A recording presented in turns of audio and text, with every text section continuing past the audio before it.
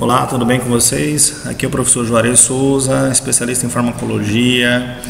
Nós somos farmacologistas clínicos e a gente está aqui para mais um vídeo para falar um pouquinho sobre as ações, os efeitos dos diuréticos e como driblar o freio diurético. Nós somos idealizadores também de um projeto chamado Personal Pharma, então quem quiser entrar em contato com a gente, procurar a gente nas redes sociais aí, tanto pelo meu nome como pelo projeto Personal Pharma, entre em contato para você conhecer um pouquinho mais sobre isso. Hoje nós vamos falar sobre um dos medicamentos mais utilizados para tratamento de hipertensão, né? Muitos pacientes hipertensos utilizam diuréticos diariamente para reduzir e controlar a sua pressão arterial, diminuindo o volume, né? E consequentemente, através dessa diurese, fazendo com que você tenha uma regulação da pressão arterial. Só no Brasil nós temos aproximadamente 36 milhões de pessoas que são hipertensos. Dessa, a grande maioria são indivíduos idosos e boa parte desses pacientes acabam tendo que utilizar diurético como uma associação, muitas vezes, a um outro fármaco para reduzir a pressão arterial desse indivíduo. E com relação a esse processo, nós temos um problema chamado de freio diurético. A gente precisa lembrar que o diurético no início ele tem uma ação diurética muito potente, um efeito bastante intenso, e depois com o tempo, com algumas semanas de uso, ele acaba reduzindo um pouco a sua eficácia, fazendo com que você tenha uma diminuição do seu efeito, né, uma redução, porque ocorre uma contrarregulação. Essa contrarregulação fisiológica a gente chama de freio diurético. E hoje a gente vai falar como driblar esse freio diurético. Mas vamos explicar primeiro quais são os diuréticos que sofrem um pouco mais desse processo de freio diurético.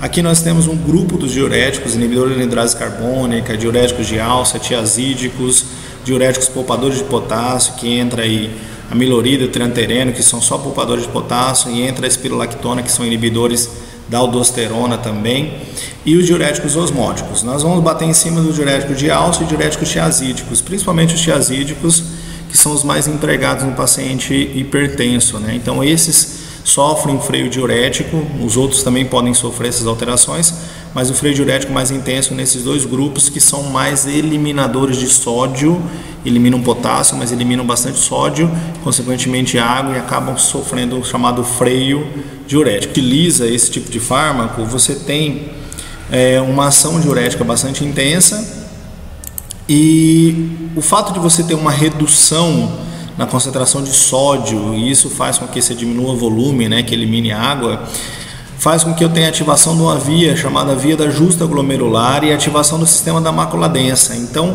automaticamente, quando você diminui a concentração de sódio no organismo, você ativa a via da justa glomerular e da mácula densa, e esse fato faz com que você aumente a atividade do sistema renina-angiotensina.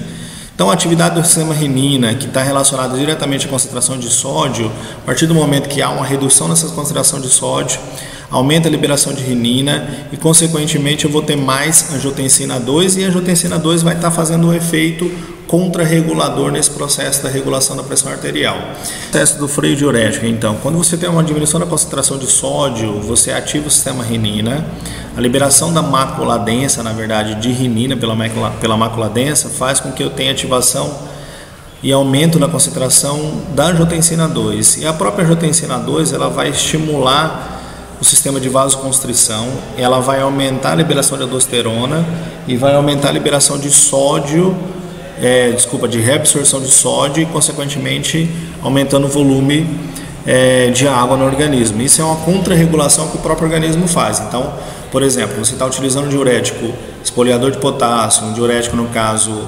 tiazídico ou de alça, você acaba diminuindo a concentração de sódio.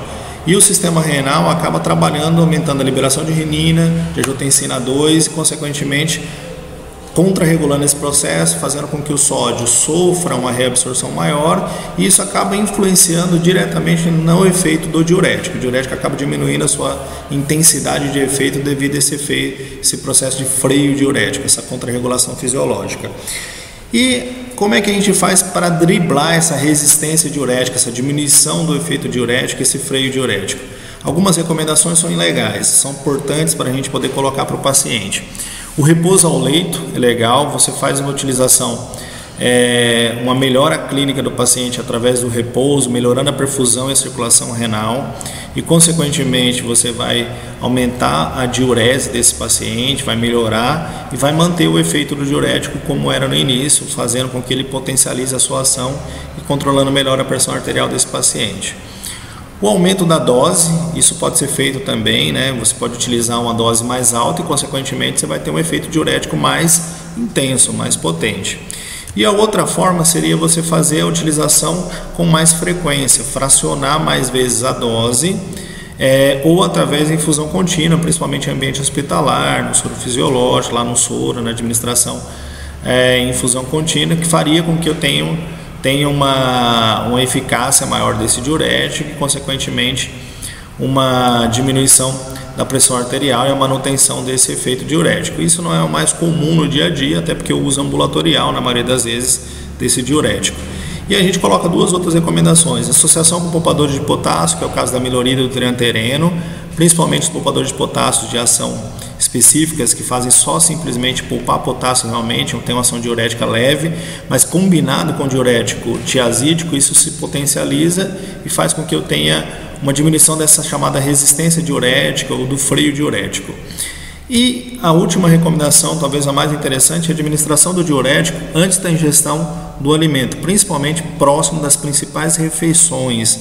Quando você faz a alimentação, por exemplo, no horário do almoço, onde você tem uma sobrecarga grande de sódio, você acaba enganando o sistema da mácula densa, acaba enganando aquele sistema justo-glomerular em mácula densa, e isso faz com que você consiga diminuir o chamado freio diurético. Então, a recomendação de utilização próxima das principais refeições, com a utilização desse diurético, vai fazer com que ele tenha uma potência maior, vai manter o efeito dele e vai fazer com que você tenha uma redução maior da pressão arterial.